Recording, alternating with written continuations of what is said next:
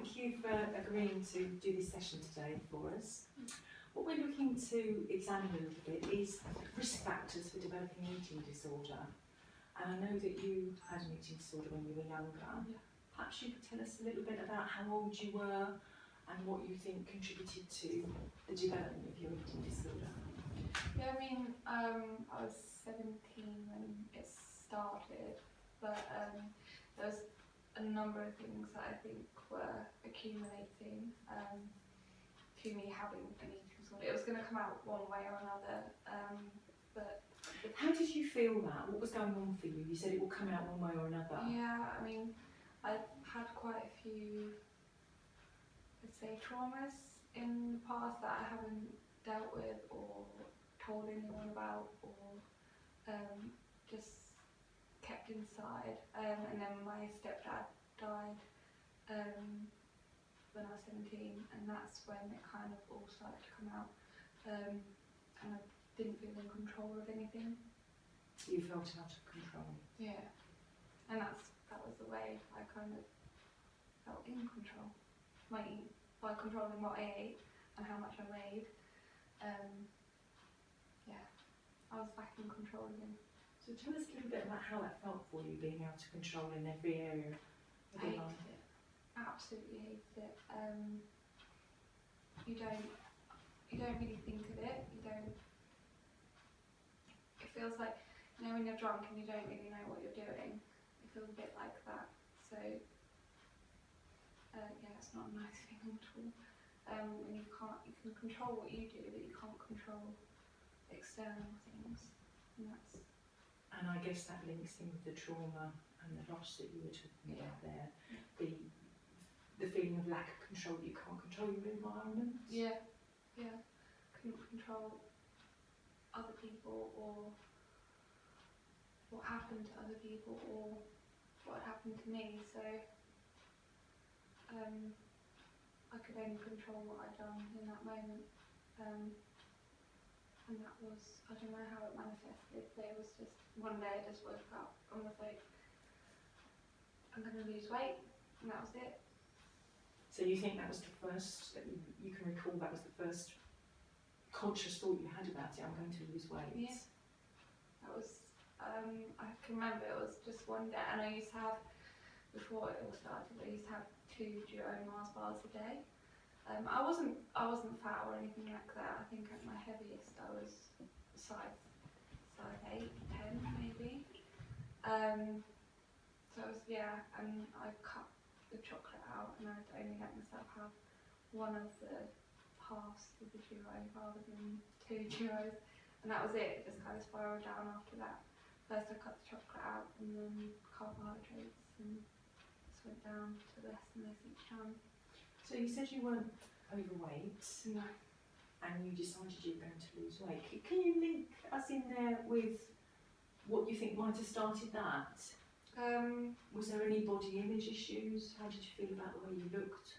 I think I can always remember one comment, say, like somebody, it was when we was in our classroom, and someone was like, what do you prefer? Do you prefer so-and-so's face and body, or do you prefer my face and body? The person said they preferred my face, but preferred her body. So maybe that's kind of where it started to creep in, I think. So you can really remember that comment? Yeah, it sticks in my mind. It sticks in your mind? Definitely. And what was your perception of your body at the time? Can you remember? I've always felt bigger than my friends, because one was a dancer, well, 2 were a dancer, and one was like a beanpole. She could eat and wouldn't gain weight at all, so I always felt the bigger one out of the group, even though I wasn't big, and I know that I wasn't big now, but at the time when you're surrounded by it, it's difficult to see that. So you had a perception that at the time your beanpole friend could eat whatever she liked, but yet you didn't think you could? No, if I ate what she ate, I'd be the size of the house. How would you know that? I don't, and I probably wouldn't, because genetically, I've got the same build as my mum, so and she's not big. She's never been big, so I wouldn't get that fat. But in my mind, So you had a bit of a distortion going Yeah. on there in your thinking, yeah, and you've linked that to the trauma and the loss that you've experienced. yeah. And tell us a bit more about the sense of control you got over restricting what you were eating. It was the gym as well. I had control over how many calories I was burning in the day because I was doing 5 hours of cardio in the gym. I could control how many calories I had, control my weight and how much I dropped down to. I always had an end goal, like end weight goal, but that always kind of lowered as I reached it. That's interesting you said that, because we're talking about psychological factors now, and you just outlined those really well, because there's loss and there's trauma in there. Yeah, There's a sense of control, and I think you've just mentioned what we might think of as perfectionism. You had a goal, yet when you reach that goal, you would raise the bar or lower it. yeah, definitely. Me and my family, everyone's very well to do, everyone's very well educated, everyone's got a very good job. And out of me and my sister's got learning disabilities, so there was that expectation on me from a young age to be the successful one, I suppose. And I'm always being compared to my cousins, always. And I'm never going to be, like, in my head, I'm never going to be as good as them. But I'm expected to be as good as them. So there's that kind of strive for perfection, because that's So there was a their lot of idea. pressure on you, Mm. and a lot of comparison to Still is today. still is today. Yeah. So how do you manage that now? Because I think you class yourself as in recovery. Yeah, I'm definitely in recovery. I'll never be fully cured. Eating disorder, I think, for me, is going to stay with me for the rest of my life. It can be overcome, I'm not saying it can't, if you catch it early enough, but I had it for quite a long time and it's quite ingrained. But yeah, so the idea of perfectionism and never reaching it. How does that affect you now? Now, I still struggle with it. I still don't think I'm good enough in a lot of areas, especially when my self-confidence gets knocked as well. But I have people that do believe in me and believe in my abilities, like Alan. So that's nice. But with my family, I try and stay clear of it. Although I know they still talk about me. Even today, even 6-7 years in recovery, they're still on about my eating and stuff like that. It always gets brought up, always. Even though I eat normal, what I class as normal. At any point, they're always comparing my two cousins in particular to me and my sister. Okay. So how do you experience that? It's horrible. Really is horrible. You never feel good enough. Okay. So that really does Yeah. affect you deeply. Because that's that feeling that's been there since I was young. So it just kind of strengthens the point that I'm not when I'm always compared to them. Yeah, that sounds really difficult. Mm. So we've covered the psychological effects there, and you've outlined those really well for us. Thank you. There's also biological factors. Yeah. And sometimes there's personality traits there that can be sort of a feeling of not ever having a great sense of well-being, perhaps being prone to anxiety. Yep. And also sometimes there's a tendency to not to be able to regulate our own emotions. How would you say that applies to yourself? All of them apply. So I'm very similar personality-wise to my mum, who's also got an eating disorder, but she won't admit that she's got an eating disorder. But yeah, I'm a very anxious person.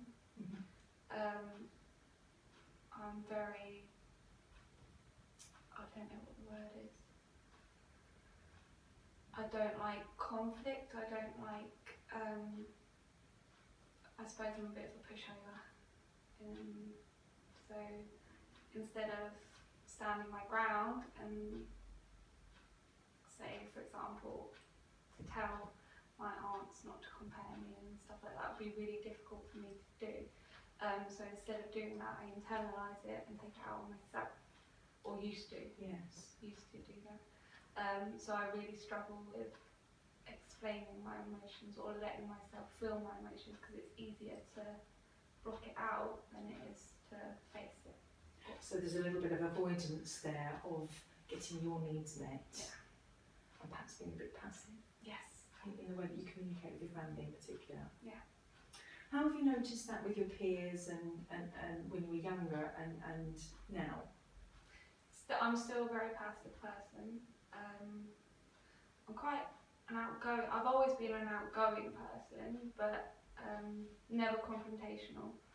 I'm a lot better than what I used to be with confrontation, and I suppose talking about my emotions don't always really, what's the word? Like, for example, doing the counselling course, I've never cried in a session, and I feel like I should have cried in a session. Does that make sense? Yes, it does make sense, because I think that's one of the things that is typical of people with eating disorders, is that disconnect from feelings. And you're doing a counselling course now, which is something you need to connect with, but that's still really difficult for you, I think, I don't know whether it's because I have processed it and worked through it, and I've done my crying, or like there's stuff that's happened since my eating disorder, obviously, that's happened, and maybe I'm still stewing on that, I don't know. I'm a lot better at recognising what emotions I'm feeling now, rather than just blanking them out completely, because I just used to eat or throw up or binge. And that was another way of controlling those negative emotions, if you like. Yeah. If I was doing that, then I didn't have to think of anything or feel anything else. So what's changed now? How do you get more in touch with your emotions? Well, I work in mental health, which really helps, because I'm talking to people with mental health on a daily basis. I had a lot of therapy, so I'm a lot better at communicating my feelings, and I'm doing something that I'm very passionate about as well. So I think I've got a purpose now, whereas before I didn't. So I've got a sense of self-worth because I know that I've got a goal to reach. Yes, and there's meaning in your life. That's really important in terms of good mental health. Definitely. There's another risk factor is genetic. Research seems to indicate that there might be a correlation between addictive genetics and eating disorders, and the fact that eating disorders can run in families. So you mentioned your mum earlier, and that she has an eating disorder, and that she's in denial about it, and also the influence of your aunts there. Yeah, I mean, my mum, again, is a very anxious person. She's not very well lately. She hasn't been since I was 7, so I've always kind of been the mum. But she uses food as a way, if she's feeling stressed or anxious or upset or whatever, then she won't eat. Or she'll go through phases of just eating one thing, like one time it was Snickers, but that's all she'd eat. There'd been no, and I'd have to do all the cooking, and so when I got my eating disorder, that kind of all stopped because I didn't want to cook, or I'd cook for other people and make massive amounts, and I don't know, it was weird. But yeah, I think, learned from my mum that you can kind of control your emotions through food, basically. You can manage the situation. I mean, that sounds really difficult as well, Ruby. From 7, the age of 7, you were actually taking on responsibility for your mum. Yeah, she had really bad epilepsy. At one point she was having like 7 seizures in a day. And my real dad wasn't, like my mum left my real dad because he was an violent. And he was the one that actually gave her the epilepsy in the first place. So it was me looking after my sister, because she was a bit of a tearaway as well. She used to run away a lot, and I'd have to go around houses and knocking on random people's doors trying to see. At 13 I live in Deal, but I was going to Ramsgate knocking on random people's doors trying to find where she was, kind of thing. So yeah, it was hard growing up, it was difficult. But my mum tried her best, she really did. But she's got a lot of health issues. A lot. And she uses that as an excuse not to eat. Okay, so how has that affected you in the way that you deal with your eating problems right now? Right now, I don't know. I don't let her affect me now. Because it's weird because you've got the self-determination to lose weight, but once that's channeled in the opposite direction, nothing kind of phases you from going the other way. So you've got a lot of inner strength. Yeah. If it's channeled in the right way. Yeah. Yeah. So that's what pulls me through at the moment, is that because it takes a lot of restraint not to eat.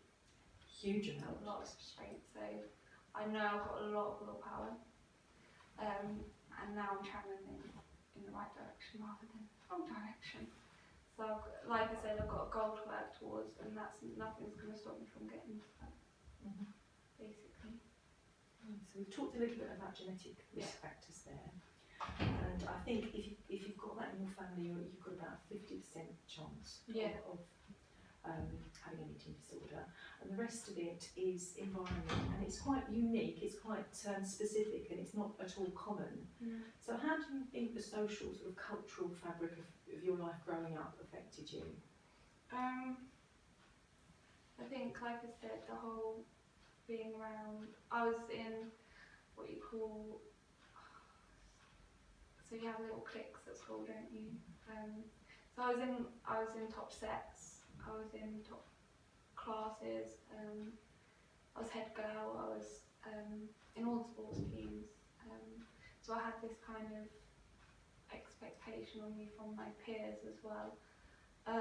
So that was quite a lot of pressure.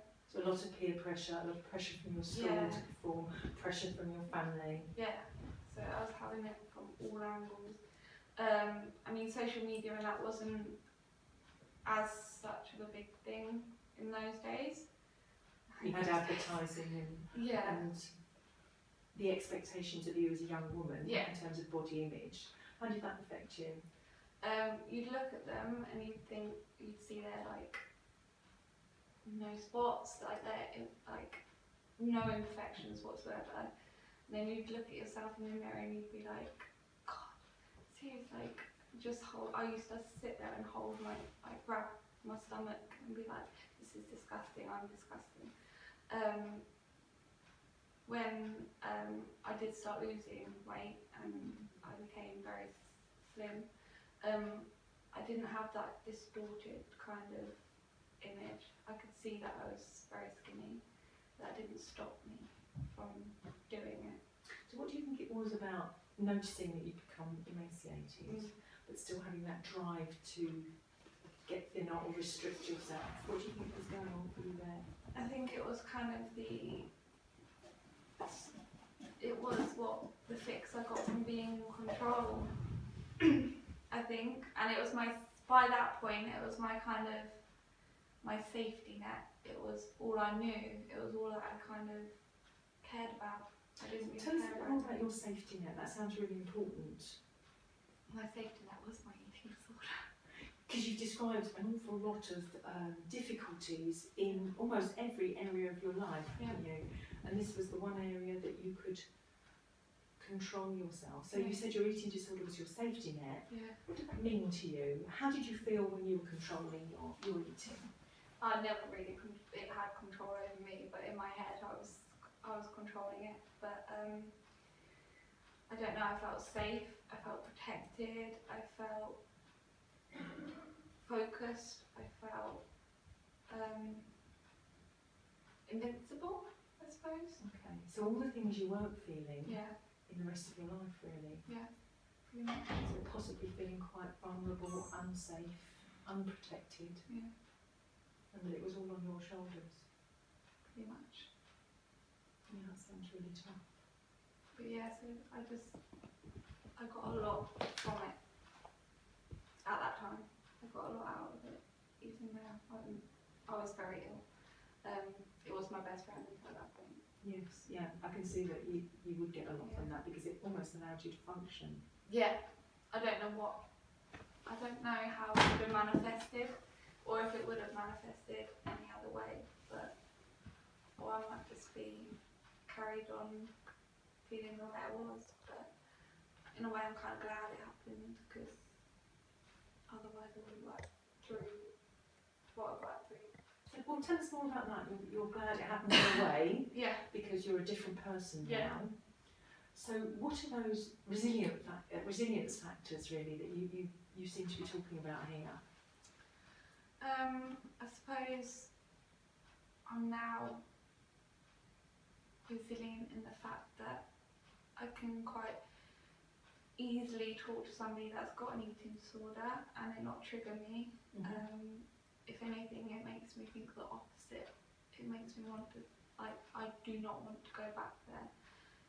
I was in and out of the Red House. I was sectioned numerous times. I was put on bed rest. 3 times I was put on bed rest for 6 months, so I was only allowed downstairs to eat. And that was awful. You have to be watched when you go to the toilet, you have to be watched when you're in the shower, bath. You feel like you're not a human, you're kind of an animal. And it was a very competitive environment to be in. Which wouldn't have helped you function, isn't it? No. And it wasn't, so I don't know, it made me worse each time I went in there rather than helped. But now I think being around people with mental health in general, I don't know what the resilience is.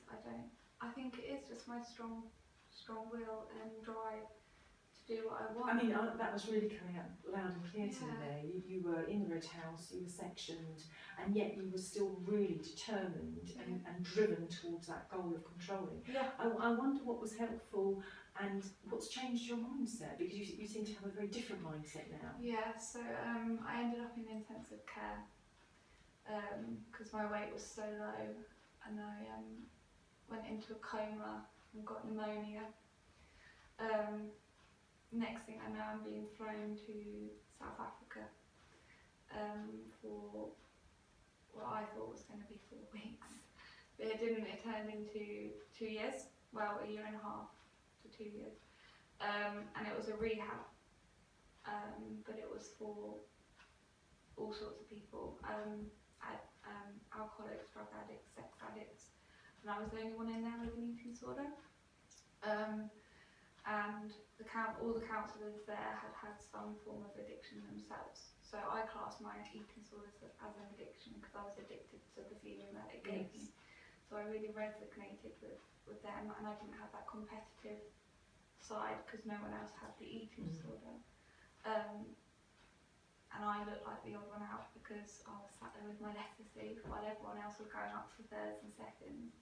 But the way they dealt with me as well, like my counsellor, who I had a very close relationship with, he'd say that start with just put on the plate what you can eat, and that's it. But as long as you eat what you put on the plate. And slowly I just built myself up. And then he'd put little goals in place for me, like he'd say you can start going on walks when you reach this weight, or you can start going to work with the elephants when you reach this. And it was just things like that. So a bit of positive motivation there. Yeah, definitely. And then it was when I was doing work in one of the shanty villages when the little boy came up to me and asked me why I was so skinny. That kind of the light bulb moment went on. And also one of the people that I was in recovery with, who had coke addiction or something like that, wouldn't sit next to me on the beach because I looked too emaciated. He was embarrassed to be sat with me. So So it was kind of like, oh dear. Can you remember what went through your head when the little boy said to you about I was why mortified. I was absolutely these people have nothing. They have no money. They live in a hut. They're only fed food from, like, I don't know. It was awful. But I suppose I'm a white person to them, and I should be, but I'm not unlike them. So they couldn't kind of make the. It was just awful. It was but a good thing because it was like the shock that I needed. So what would you say shocked you? Yeah.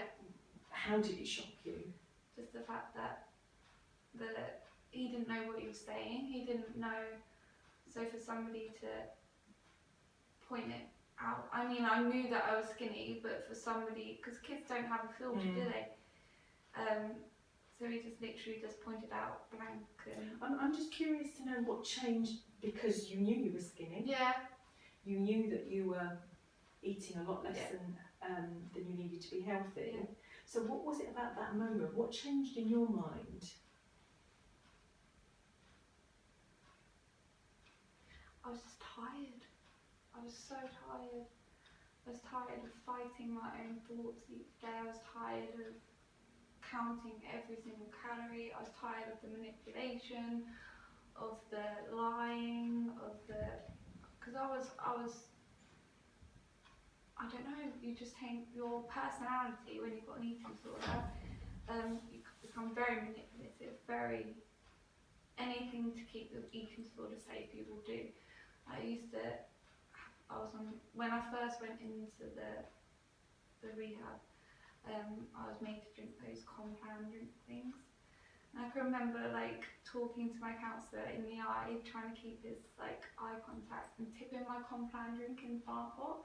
And he didn't even realise that I was doing it, but that's how manipulative you get. And I used to put stones in my socks when I used to get weighed, and just ways to kind of. And I hated being that person because that was not me. It's not me. I'm not a liar and I'm not a manipulator. It's just that part of you was so important. You didn't feel you could let it go then. That something changed there. And I don't know what it was, but I'll thank that boy for the rest of my life. Yes. It sounds like there was something around, and I think you may have talked about this before, that you felt that you'd made a choice not to eat, and yet he had no choice. Yes, yeah. And that was something that really flipped in your mind. Definitely. I was like, he has no control over when his next meal's coming. He's literally starving. He'd give anything to have a nice, decent meal, and there's me throwing mine up or pushing it away or throwing it in the bin, and that could have fed their whole family. Like the amount I used to binge on could have fed the whole of Africa. I'm not even joking. I used to spend hundreds in a week. It was insane. So yeah, that kind of really hit home. So that changed the way you were thinking about yourself. Yeah. Okay. So let's have a look at the resilience factors that are supposed to be helpful in not developing an eating disorder. Now, high self-esteem is one of those, and you've already talked about how you've struggled with really low self-esteem. So can you tell us a little bit about how you've managed to turn that around for yourself? I mean, I still struggle with my self-esteem, but I'm a lot kinder to myself now, and all of the friends that I thought were friends,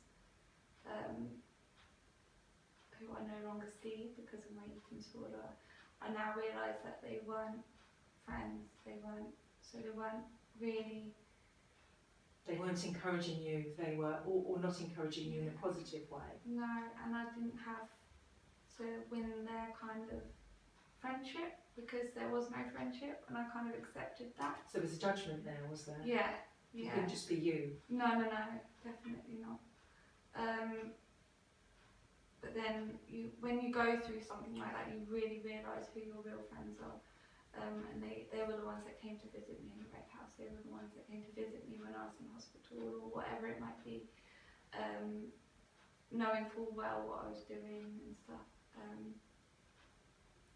So I think having a really good social network, like social group. Of true friends. True friends is really important, that are actually supporting you to get better. And it sounds like you made a conscious decision at some point to actually say, actually, that person's not good for me, I'm not going to see them anymore. Yeah. Can you tell us how that was for you? It was difficult because, well, actually, no, it wasn't difficult. It was because in the depth of my eating disorder, I didn't have time for anyone else anyway. Because I'd spend all day in either binging or throwing up, or when I was going through that stage, or at the gym, so I didn't have time for friends really. But then when I started getting help or going into hospital and stuff like that, that's when you really rely on your friends. And when they didn't come or they didn't make an effort, I kind of thought, well, I don't want them in my life. Like, if they're not, I was really hurt. I was really, really hurt because we were a very close, tight knit group. Well, I thought we were. So for them not to come and see me or ask about how I'm doing was just sort of selfish in a way. And I thought I was the selfish one. Yeah. It's interesting that you brought up, I thought I was the selfish one, because everything you've described to us today sounds completely like there's a focus on everyone else and looking after their needs, except when you were in the full-blown stage of your eating disorder, but perhaps leading up to that, there was a real focus on other people and their well-being rather than your own. That's one of the, definitely, that's one of my personality traits. I'd much rather suffer than see somebody else suffer.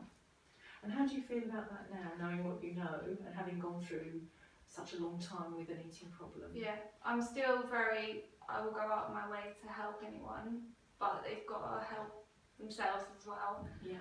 And I've got to make sure that I'm okay. And what about looking after yourself? That's really important, isn't it? How have you changed? So now I make sure that I'm doing something that I enjoy, that I go to the gym, which is my kind of like, I know I used the gym before as a way to lose weight, but I don't touch cardio because I know that could be one of my triggers, so I don't go anywhere near that. That's my kind of escape place. I go out with my friends now, my real friends, and make sure I've got time for them, and they've got time for me.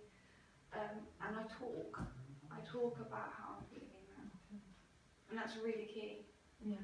You also talked about being selfish before, that you thought you were the selfish one. How do you see yourself now? What do you think about the word selfish? I was in the midst of my eating disorder, I was very selfish. I didn't care about what was going on around me. All I cared about was keeping it safe. So, but now I know I'm not a selfish person. Like I said, I will go out of my way to help him. How did you learn you're not a selfish person? I almost sense a reluctance there, Ruby, of you to actually say, it's okay. You sort of, there was almost a little hit myself with a stick there when you were talking about being selfish in your eating disorder. How could you reframe that? Because one of the things you said earlier as well was, I'm now kinder to myself. Yeah. How could you be more compassionate towards yourself as you were when you were in your full-blown eating disorder behaviour? God, I've got to believe it more, I think. I don't know. I know that I'm not selfish, but saying that really sticks in my throat, because saying that feels like, I don't know, like I'm boasting, and that really, I don't want it to come across like that. That's something you don't see yourself. Yeah. Yes. But not even that, it's just that bigging myself up as this amazing human being, because I'm not. So I don't want it to come across that way. So yeah, it does get. So there's a real reluctance still for you to be as kind to yourself as maybe you might like to be. Because I was just thinking, everything you've described to me today, I would reframe that, and it has to be your words, but I would think actually you did what you needed to survive at the time. Yeah. And that's something that overtook you, it was beyond your control. Yeah, but a lot of people don't see that side of it, and they don't understand the behaviours behind it, or the patterns, or the emotion, or the psychological side of it, and how it isn't in your control. Like, so many people would just say, why can't you just eat? And that's the worst thing you can say to somebody with an eating disorder, because you don't know why you can't eat. It's just something that's, or that voice that's telling you that you can't. So yeah, that voice is always there, but I've learnt to push it away. You learned to push it away. Yeah. And it sounds like, I mean, another resilience factor for us is problem solving. But what you described to us as well when you were a child was actually you had no way of solving your problems. So this was a manifestation of that. Yeah. How would you say you use problem solving skills now? I look at things far more logically. I get so like not this the beginning of last year I was attacked by 3 blokes in Dover, which brought back something that had happened to me when I was 9. And instead of going into my full-blown eating disorder mode, I went and sought help and got EMDR, which didn't help, but I knew that I needed to go and talk about it or I'd go straight back into it. So I've learned that by talking and working through it, and it's okay to ask for help, because when I was younger I didn't know who to ask for help. Yes. But now that I'm older, I know that I can go somewhere and can ask for help, and it'll be okay. Like, I can get it if I ask, or if I'm willing to share it. So that sounds quite a change to how you used to view yourself as well. And you talked about being passive earlier. Assertive behaviour is also a resilience factor for not developing an eating disorder. And again, you're struggling with that a little bit, aren't you? But again, I think you described something where you were more assertive there for your own needs. Yes, yeah. I've become, I still don't like confrontation, like an argument or, I don't know, anything. Any conflicts? Yeah. But I'm more assertive with my needs, I think, than what I used to be. Yeah, which is really important. Yeah. And one of the other things about resilience is having some sort of control or mastery over your own life, or a sense of purpose or achievement. Yeah. And you were talking about that earlier. So how's that worked for you?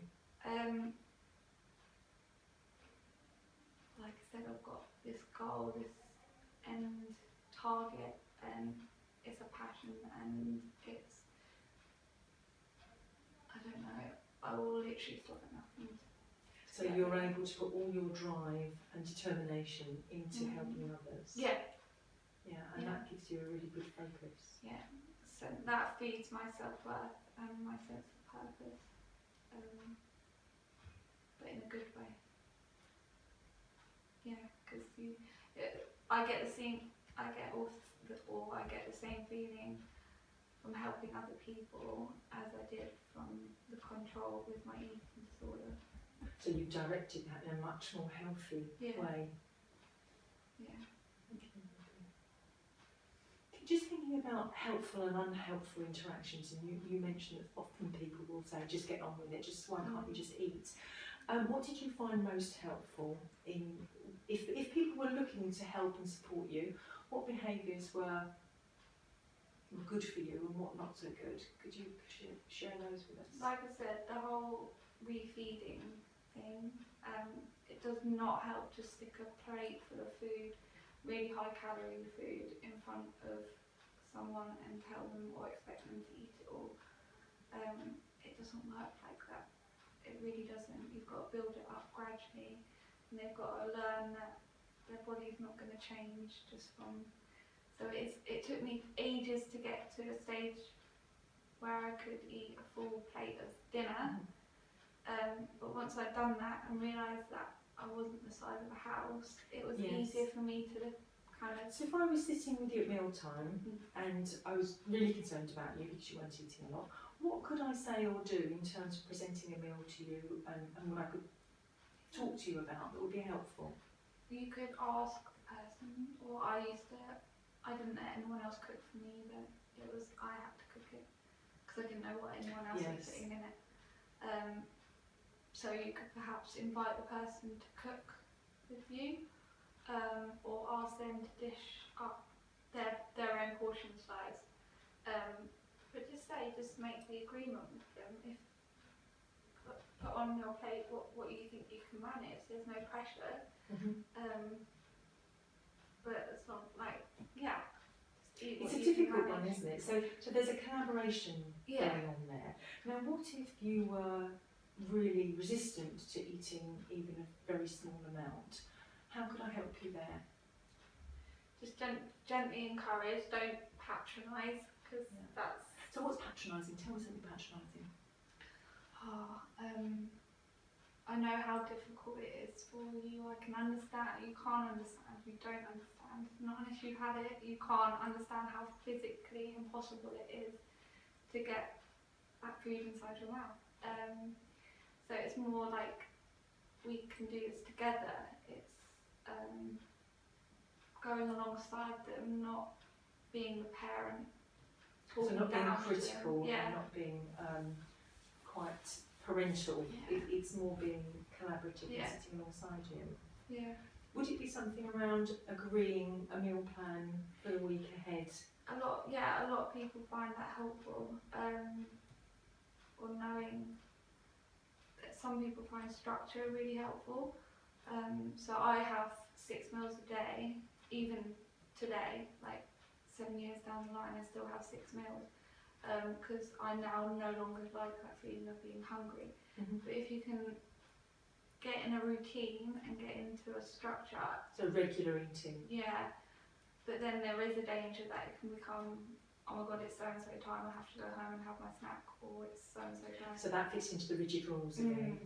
So you have to be careful of that, because there has to be that like fluidity. Because you can't work or function in day-to-day life with a rigid schedule that says at 8 o'clock I have to have breakfast, at 10 o'clock I have to. So it doesn't work like that. But so you've got kind of. Is it allowing yourself to be a bit more flexible in your thinking and thinking just because I've missed a meal here, or I haven't had one, or perhaps I've had a bit more than I wanted. Yeah. It's not going to the be. end of the world. Yeah. It's not the end of the world. But they are, or you will have freakouts. Especially if you feel like you've eaten too much. That feeling of guilt is the worst feeling to keep hold of. How do you manage that if you get to a point where you're feeling really guilty about something? I distract myself. I'm very good at distracting myself. And what distraction techniques do you use? So I either draw, I either do my Sudoku puzzle, I do my assignments, or I just watch telly. If I'm at home, that is. If I've gone out for dinner, then most of the time I'm with my friends anyway. So they're kind of. So talking to your friends is helpful. Yeah. Or if I'm at work, then I'm working. So. And I wonder if you could tell us a little bit about if there was a young person and parents who are really worried about what they're eating. What could they do at meal times to help calm the situation down, take the stress and anxiety out of it? Like I said, let them cook with you so they know what's going into it. You can agree a meal plan for the week, so they're familiar with what's coming. Sit down as a family. A lot of people say, because a lot of people with eating disorders go away and eat on their own because they're ashamed to be seen eating, but getting that sense of normality is really important. So sitting around as a family, eating a meal, and they'll see that your portion sizes are normal, whereas theirs are. Yeah, so eventually it will start to change your mindset. And what about talking to you? What subjects should they avoid? What subjects should they focus on? Have you got any concept? Whilst they're actually eating? Yes. I think it's a good idea to talk more general and not focus any of the conversation on food. that can be an area of conflict, can't it? Yeah. And high tension. Yeah, so you can ask them what they've been up to during the day, or what their plans are for the weekend, how school go, anything that doesn't bring the focus back down to the food. Because you'll find if they are in the conversation, they're more likely to just, it's natural, just to eat. And join in. Yeah. And so if the young person is really not wanting to be asked what they've done in the day or anything about themselves, they're feeling like that's their private space, Yeah. what would you advise parents or families do? It's a tough one. It really is a tough one, because you want to say, come on, you need to eat something. But then that might cause them to butt heads with you as well. So it's a very difficult question to answer, and I probably don't have the answer for it. But what you can do is gently encourage them. Again, do not draw focus to the point that they're not eating. So perhaps try and keep family meal times as calm as possible, and just talk about what you've been doing in the day, what the others have, and just allow the young person to join in as and when they're ready. So if they don't want to talk, if they're being reluctant, then you talk amongst yourself and try just subtly bringing them into the conversation. You might find that they don't eat anything, but they've still been present. Yeah, they've still been and that's there. really important. They've been connected to you. Yeah. Yeah, I think it's really hard for family as well, parents sometimes. I've always said it's harder for the actual carers. people looking in than it is for the person going through it. Have you got anything you'd like to share with us about how a carer can feel a sense of well-being in this situation? Talking to other people or other families that have got experience or going through a similar thing. I know my mum found that really helpful, because my family didn't understand it, and it sounds like there's a lot of criticism there as well. Yeah, exactly. And that needs to be taken right out of the equation. So if you can find somebody or another family that are going through, then you know that you're not alone as well. Going to get therapy themselves as well, how they can cope, because they're like basically watching their child starve themselves. So that's a lot of an emotional. So there's going to be a lot of guilt and anxiety there as well, and that even though they might not think they're showing that will be evident somewhere. So they need to talk about that. They can't let that, because again that will lead to resentment. I know it shouldn't, but a lot of the time it'll lead to frustration and resentment, and that's when they blow up and shout or do all the things that make somebody with an eating disorder retract. So as all the time that they're talking about it and getting their own emotions out, they're not then taking it out on the individual with the eating disorder. Okay, that sounds really good. Thank you, Ruby. Okay. Is there anything else you'd like to share with us? If we've got any other questions, but no. How is that?